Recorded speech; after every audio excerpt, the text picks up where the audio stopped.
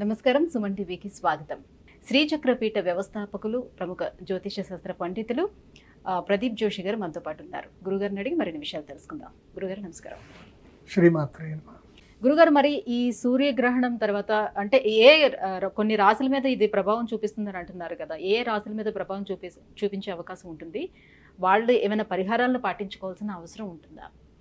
ఈ సూర్యగ్రహణము కన్యా రాశిలో సంభవిస్తుంది. హస్తా నక్షత్రంలో కన్యా రాశిలో సంభవిస్తుంది. కాబట్టి హస్తా నక్షత్రం వారికి, కన్యా రాశి వారికి ఈ సూర్యగ్రహణము చాలా కీడుననేది ఇస్తుంది.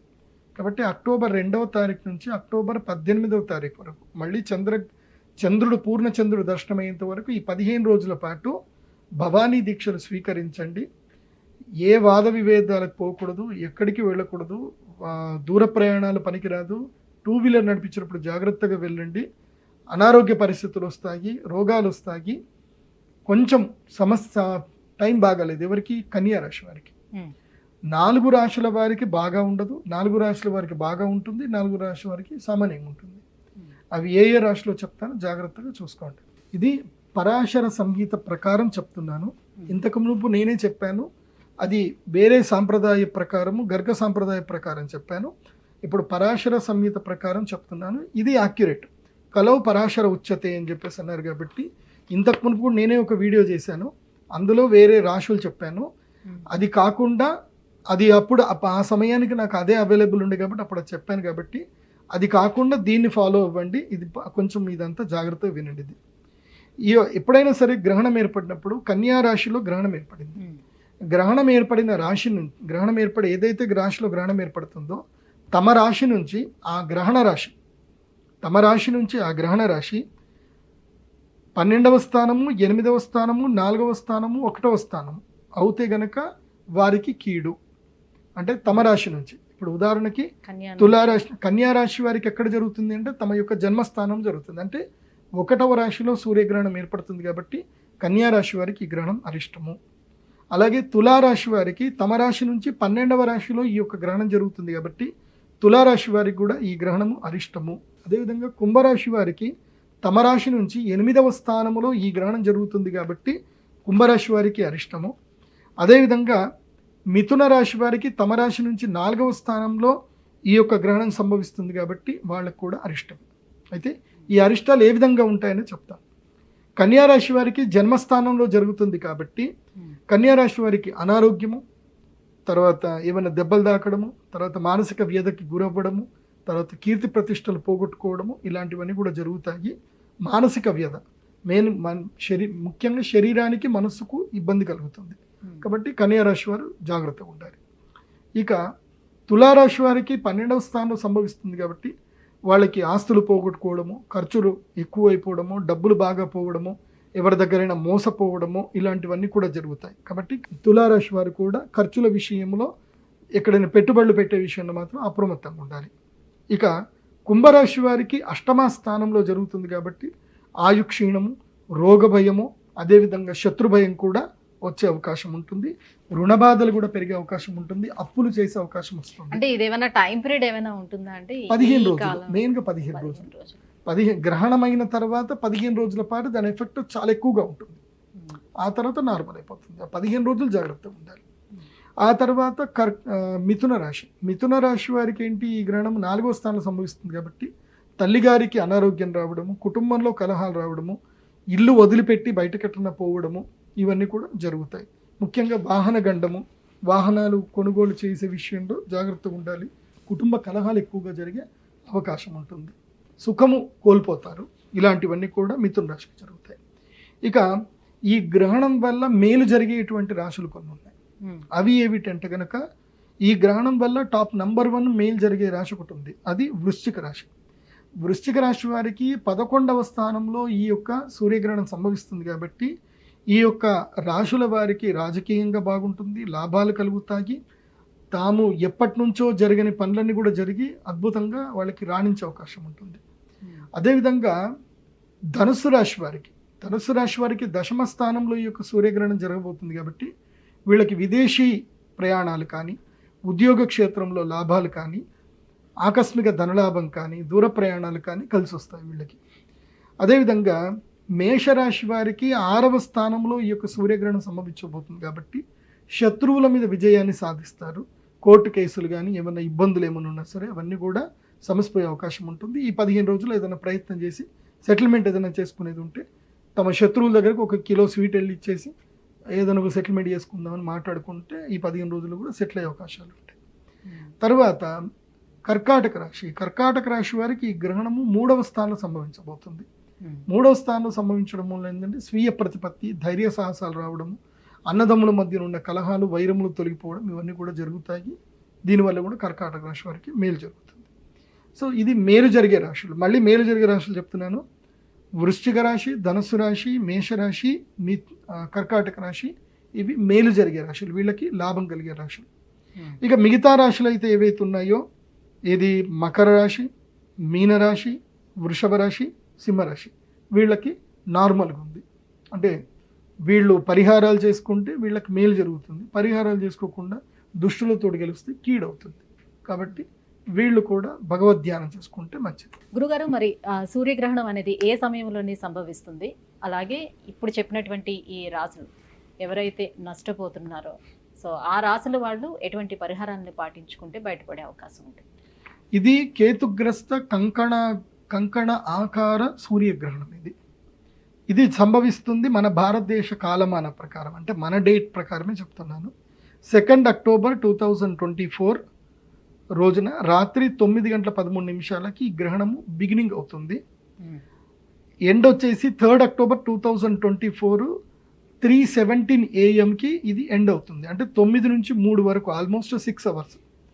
కానీ ద పీక్ టైం అనేది వచ్చేసి మాత్రం అంటే కంకణగ్రాస సూర్యగ్రహణం కనబడే ప్రదేశం మాత్రం మెక్సికో ప్రదేశంలో కనిపిస్తుంది. మనకి రాత్రి సమయము, అంటే మనకు రాత్రి అమెరికాలో కనిపిస్తుంది, ఉత్తర అమెరికాలో, దక్షిణ అమెరికాలోను, మెక్సికో, కెనడా ఆ ప్రాంతంలో కనిపిస్తుంది. మీరు timesandDate.com అనే ఒక వెబ్సైట్లోకి వెళ్తే కనుక ఈ కంకణగ్రాస సూర్యగ్రహణం ఎక్కడ కనిపిస్తుంది అనేది ఉంటుంది. ఈ కంకణగ్రాస సూర్యగ్రహణం కేవలం 4 నిమిషాలు మాత్రం కనిపిస్తుంది. ఆ 4 నిమిషాలు మాత్రం అద్భుతమైన పర్వకాలము. అది అర్జెంటీనాను ఎక్కడో కనిపిస్తుంది. అది మీకు timesandDate.com వెబ్సైట్లో కొడితే మీకు వచ్చేస్తుంది, గూగుల్లో కొట్టినా వచ్చేస్తుంది. Where can see that ring of fire solar eclipse అని కొడితే తెలిసిపోతుంది. సో దీని యొక్క బిగినింగ్ వచ్చేసి మన కాలమాన ప్రకారం మనం పూజలు ఎప్పుడు ఎవరైనా యజ్ఞ యాగాదులు ఏమైనా చేసుకున్నాం. ఎందుకోసం అంటే నేను గ్రహణం వచ్చిన ప్రతిసారి నేను గ్రహణ సమయంలోనే చేయాల్సిన అవసరం ఉంటుందా? గ్రహణ సమయంలోనే నేను ప్రతిసారి పూజ చేస్తాను. అది భారతదేశంలో జరిగినా ఎక్కడ జరిగినా నేను గ్రహణ సమయంలో పూజ చేస్తాను. ఎందుకోసం అంటే అది పర్వకాలం, ఇట్స్ అద్భుతమైన వండర్ఫుల్ టైం. అది ఆ టైంలో పూజ చేస్తే అద్భుతాలు జరుగుతాయి జీవితం లోపల. నేను ఆ పూజ చేయటం వల్ల ఎంతోమందికి అద్భుతాలు జరిగాయి. ఒక పేషెంట్ ఉండే, ఆ అమ్మాయికి కాళ్ళు విపరీతమైన మంట, నొప్పి. అమ్మాయికి వాళ్ళ పేరెంట్స్ తిరిగిన హాస్పిటల్ లేదు, కలవని న్యూరాలజిస్ట్ లేరు, ఎవరైనా మాకేం తెలీదు అంటారు, మెడిసిన్స్ ఇస్తారు, తగ్గదు. ఎప్పుడు 24/7 ఆ అమ్మాయి కాళ్ళకి ఫ్యాన్ వేసిందే ఉండాలి. 24/7 కింద కాలు పెట్టరాదు ఆ అమ్మాయికి. వాళ్ళకి నరకం వాళ్ళ పేరెంట్స్కి. ఇక్కడనే సనత్ నగర్లో ఉంటారు వాళ్ళు. ఆ పేరెంట్స్ ఒక నమ్మకంతో నా దగ్గరకు వచ్చారు, గురుగారు మా పాపకు సొల్యూషన్ చూపించాను. నేను పాపం వాళ్ళు ఫీజు కూడా కట్టారు. నేను చూసి ఫీజు వాపస్ ఇచ్చేసాను. దీనికి నేను ఇప్పుడు సొల్యూషన్ ఇప్పుడు చెప్పలేను, నాకు టైం కావాలి అని చెప్పి ఈ యొక్క రావణ సంగీత పుస్తకం చదివాను. ఒక కేసు వచ్చింది, ఒకళ్ళకి నేను సొల్యూషన్ ఇవ్వలేకపోతే నేను ఫీజు తీసుకోను. కానీ ఇది ఒక ఛాలెంజ్ నాకు. ఈ ఛాలెంజ్కి సొల్యూషన్ చెయ్యాలి అని చెప్పి నేను ఇది రావణ సంహిత పుస్తకం చదివి దానికి సొల్యూషన్ ఫైండ్ చేసి వాళ్ళకి మేము ఒకటి గ్రహణ సమయంలో పూజ చేసిన దాన్ని అభిమంత్రణ చేసి ఇచ్చాను. 3 monthsలో పాప నడిచింది. నార్మల్ అమ్మాయి లాగానే అందరిలాగా పరిగెత్తుంది. ఇప్పుడు అంత బాగుంది ఇప్పుడు ఆ పాప. అంటే గురుగారు, ఇప్పుడు గ్రహణ సమయంలో జనరల్లీ దేవతలు వాళ్ళ శక్తిని కోల్పోయి ఉంటారు అని చెప్తారు కదా, ఆ సమయంలో మనం పూజ చేసుకుంటే ఎట్లా మనకి మంచి జరిగే అవకాశం ఉంటుంది? సింపుల్. ఇప్పుడు మీరు అద్భుతమైన వ్యక్తి, మీ దగ్గర కోట్ల రూపాయలు ఉన్నాయి, మీరు రోల్స్ రాయల్ వేసుకొని మీరు వెళ్తున్నారు కారులో. కాకపోతే మీరు ఎక్కడో రంపచోడవరం దగ్గర అడవిలో వెళ్తున్నారు. సడన్గా మీకు 4 టైర్లు పంక్చర్ అయిపోయాయి. మీకు అక్కడ చుట్టూ ఎవరూ కనిపించట్లా. మీ దగ్గర డబ్బులు ఉన్నాయి, అన్నీ ఉన్నాయి. మీ మొబైల్లో ఛార్జింగ్ అయిపోయింది, మీ మొబైల్ లేదు. ఇప్పుడు మీరు ఒక కామన్ మ్యాన్ అవునా కాదా? అప్పుడు అక్కడ వెళుతున్నటువంటి ఒక వ్యక్తి, అయ్యో మేడం ఏం సమస్య వస్తుంది, మీరు కూర్చోండి అని చెప్పి తమ ఇంటికి తీసుకెళ్ళి మీకు ఇంత భోజనం పెట్టి అర్ధరాత్రి మీరు తెల్లారిదాకా ఆగండి అని చెప్పి మీకు కూర్చోబెట్టి మీకు సెక్యూరిటీ ఇచ్చి తర్వాత ఆ 4 టైర్లు పంక్చర్ అంతా క్లియర్ చేసి మీకు కరెక్ట్గా మధ్యాహ్నం 12 గంటల సమయానికి మీ చేతికి తాళం ఇచ్చి ఇంకెళ్ళండి మేడం అని అంటే మీకు ఎంత బాగుంటుంది. ఆ తర్వాత మీరు అతనికి ఆ టైంలో సహాయం చేసినందుకు మీరు ఏమి ఇవ్వగలుగుతారు చెప్పండి? మీరు ఎంతైనా ఇవ్వగలుగుతారు. అతను ఏదైనా అడిగితే ఎందుకోసమంటే అది లైఫ్ అండ్ డెత్. అక్కడ ఏది పులులు తిరుగుతున్నాయో ఏదో తిరుగుతున్నాయి, ఏదో అనర్థం జరగబోతుంది. ఆ టైంలో అతను మిమ్మల్ని ప్రొటెక్ట్ చేశాడు. మీరు అతను 10 లక్షలు ఇట్లా ఇచ్చేసి వెళ్ళిపోవచ్చు. మీరు ఇచ్చేస్తారు, ఈజీగా ఇస్తారు. ఎందుకోసమంటే మీ రోల్స్ రాయల్ కారు వర్తే 7 కోట్ల వర్తు. 7 కోట్ల కారుకి మీ ప్రాణం అంటే ఇంకా 70 కోట్లు వేసుకోండి. దానికి వర్త్ కాపాడినందుకు వాడికి 7 లక్షలు ఇచ్చినా 7 కోట్లు ఇచ్చినా ఎంత ఇచ్చినా తక్కువని. అట్లాగే గ్రహణ సమయంలో దేవతలు అత్యంత శక్తివంతులు, కానీ గ్రహణ సమయంలో వాళ్ళు శక్తిహీనులు అయిపోతారు, నిరాశ్రయులు అయిపోతారు. సో వాళ్ళకి మనము శక్తిని ఇవ్వాలంటే వాళ్ళకి ప్రొటెక్షన్ చేయడానికి మనము శ్రీమాతృ ధ్యానం చేయాలి. శ్రీమాతృ ధ్యానం చేసి వైశ్రవణ కుబేర తంత్రం అంటారు. అంటే దేవతల యొక్క సైన్యం ఏంటంటే యక్షులు దేవతల యొక్క సైన్యం. యక్షులకి సాధ్యమైందంటూ ఏమీ ఉండదు, అసాధ్యం అంటూ ఏమి ఉండదు వాళ్ళకి యక్షులకి. అలాంటి యక్షులకి మనము అప్పుడు శక్తిని ఇవ్వాలి. యక్షదేవతలకు శక్తి ఇస్తే దేవతల్ని వాళ్ళు సంరక్షిస్తారు, దేవతల్ని వాళ్ళకి ఏవి అనర్థం రాకుండా సంరక్షిస్తారు.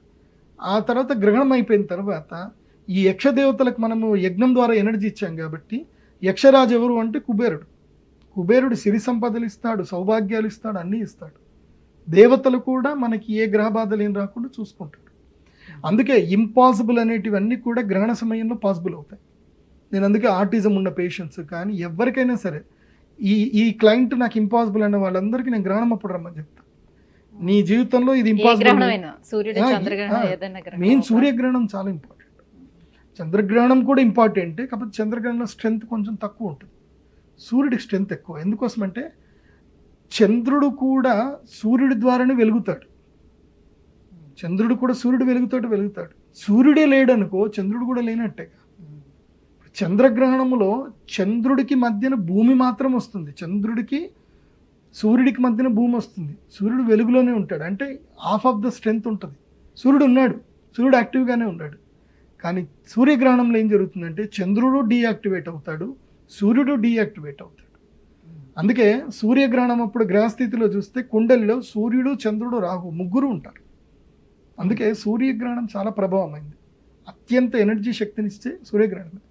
అందుకే నేను గ్రహణ సమయంలో పూజలు చేసిన వాళ్ళకి ఇంపాసిబుల్ అనేవి పాసిబుల్ జరుగుతున్నాయి. నా లైఫ్లో నాకు ఇంపాసిబుల్ అనేవి పాసిబుల్ అయిపోయినాయి. నన్ను ఎవరైతే దిగజారుదామని చెప్పి చూశారో ఆ వ్యక్తులే మొత్తం కింద పడిపోయి మళ్ళీ నా కాళ్ళ దగ్గర వచ్చి కూర్చున్నారు. నా జీవితంలో జరిగింది.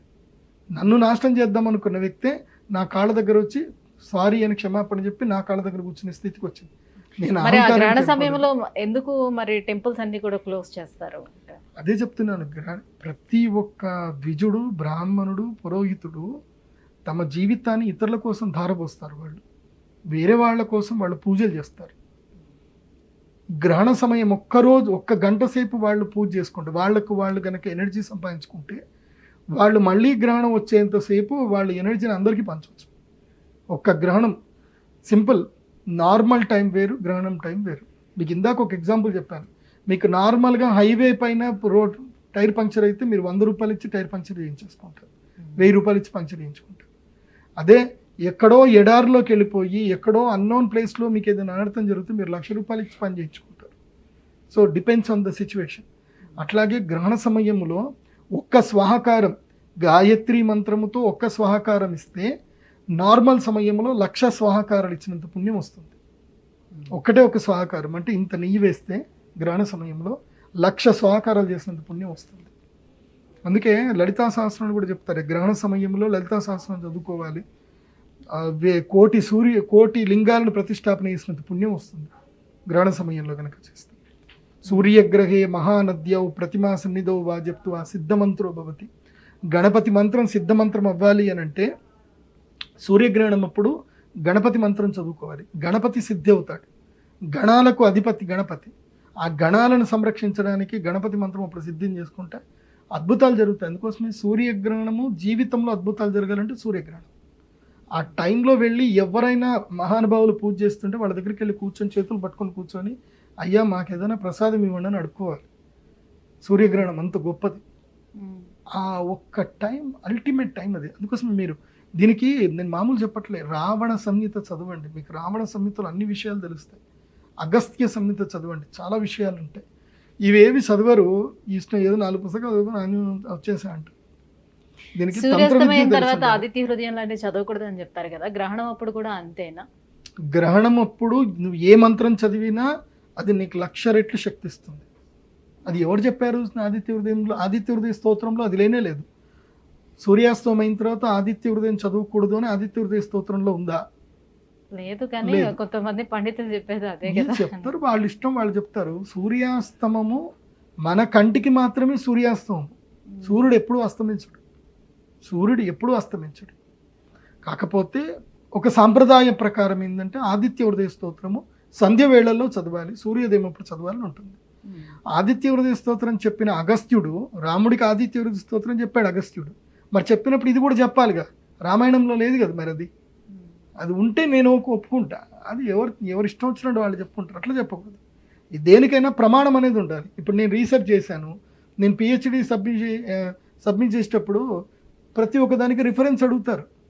మాకు వైవా ఉంటుంది, వైవా అప్పుడు అడుగుతారు, నువ్వు ఈ కంటెంట్ చెప్పావు ఏంది, వాట్ ఈస్ ద రిసోర్స్, దీని ప్రమాణం ఏంది అని అడుగుతారు.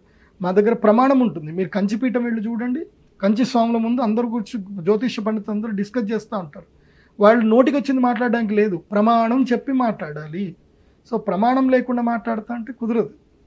కాబట్టి ఈ కేతుగ్రస్త కంకణ సూర్యగ్రహణ సమయంలో అందరూ కూడా మేము అరిష్ట నివారణ తంత్ర యాగం చేస్తున్నాము. నా pradeepjoshi.com వెబ్సైట్ విజిట్ అవుతే డీటెయిల్స్ అన్నీ ఉంటాయి. ఈవెన్ కౌంట్ డౌన్ కూడా ఉంటుంది, గ్రహణం ఎప్పుడు స్టార్ట్ అయిపోతుందో కౌంట్ డౌన్ కూడా ఉంటుంది. చూసుకొని మీరు గ్రహణంకి రండి. గురుగారు, గ్రహణ సమయంలోని గర్భిణీ స్త్రీలకు కూడా ఏమైనా నియమాలు చెప్తూ ఉంటారు కదా, ఈ టైంలోనే ఎటువంటి నియమాలు వాళ్ళు పాటించాలి?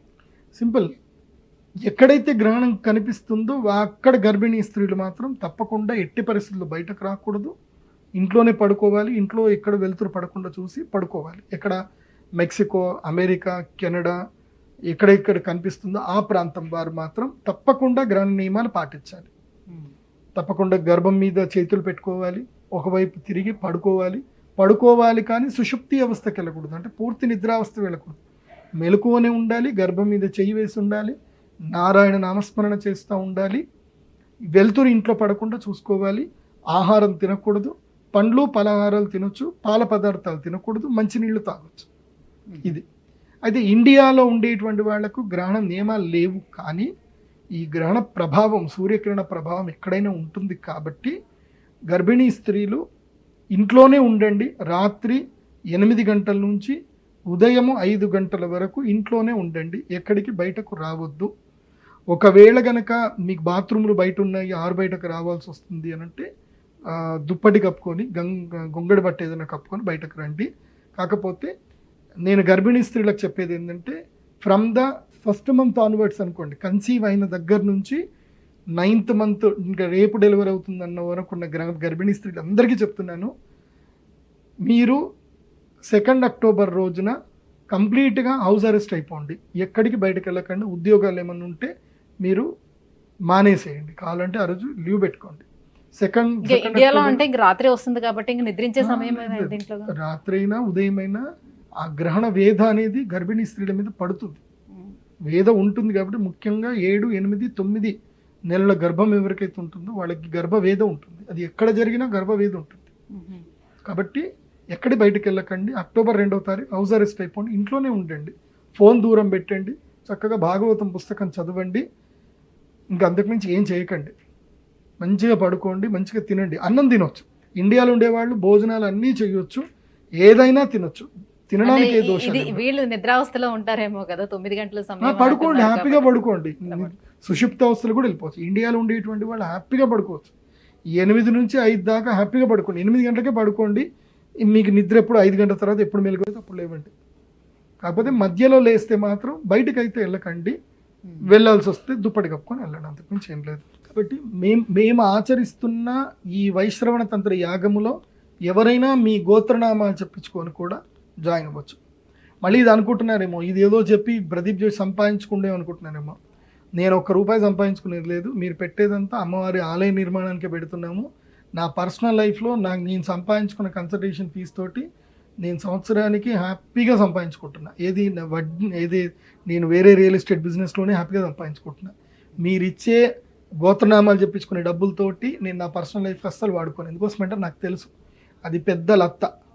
ఆ లత్త నాకు తగ్గించుకోవాల్సిన అవసరం అయితే నాకు లేదు. మీకు ఇష్టం ఉంటే పే చేసుకొని అమ్మవారి దేవాలయ నిర్మాణమే చేస్తాం మేము. నా పర్సనల్ లైఫ్కి అయితే నేను వాడుకోను. సో ఈ సూర్యగ్రహణం ఏ ప్రాంతాల్లో అయితే వస్తుందో, ముఖ్యంగా అమెరికా వంటి దేశాల్లో ఎక్కడైతే వస్తుందో వాళ్ళు ఒకవేళ పూజలు చేయించుకోవాలని అనుకుంటే ప్రదీప్ జోషి గారి వెబ్సైట్ ఏదైతే సార్ మెన్షన్ చేశారో, సో ఆ వెబ్సైట్కి వెళ్ళి డైరెక్ట్గా అక్కడే మీరు పూజకు సంబంధించినటువంటి విధి విధానాలు కూడా ఉంటాయి, మెన్షన్ చేసి ఉంటాయి. సో దాని ప్రకారము ఫాలో అవ్వచ్చు. భారతదేశంలో ఎవరైతే ఈ సూర్యగ్రహణం సమయంలోని పూజ చేయించుకోవాలని అనుకుంటున్నారో సేమ్ అలానే వెబ్సైట్కి వెళ్ళి చేయించుకోవచ్చు, లేదా నేరుగా అయినా సరే కూడా కన్సల్ట్ అవ్వచ్చు. కింద స్క్రోల్ అవుతున్నటువంటి నెంబర్కి కూడా కాల్ చేసి పూజకి సంబంధించినటువంటి మరిన్ని వివరాలు కూడా తెలుసుకోవచ్చు. గురుగారు, ఈ సూర్యగ్రహణానికి సంబంధించి ఎంత ప్రత్యేకమైనది ఈ సూర్యగ్రహణం అని వివరిస్తూ, అట్ ద సేమ్ టైం ఈ సూర్యగ్రహణం ఏ సమయంలో వస్తుంది, ఏ రాశుల వారికి మంచి జరుగుతుంది, ఏ రాశుల వారికి నష్టం జరిగే అవకాశం ఉంది, ఎవరు ఎటువంటి పరిహారాలను పాటించుకోవాలి, ఈ విషయాలన్నీ కూడా ఇంత వివరంగా తెలియజేసినందుకు ధన్యవాదాలు. శ్రీమాత.